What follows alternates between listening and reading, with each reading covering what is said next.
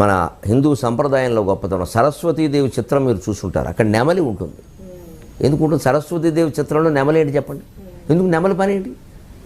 వీణ ఉందంటే సంగీతం, పుస్తకం ఉందంటే సాహిత్యం, హంస ఉందంటే ఆవిడ వాహనం. నెమలి ఎందుకు? నెమలి బ్రహ్మచర్యానికి సంకేతం. ఆడనెమలి మగనెమలి కలవకుండానే సంతానానికి అంటాయి.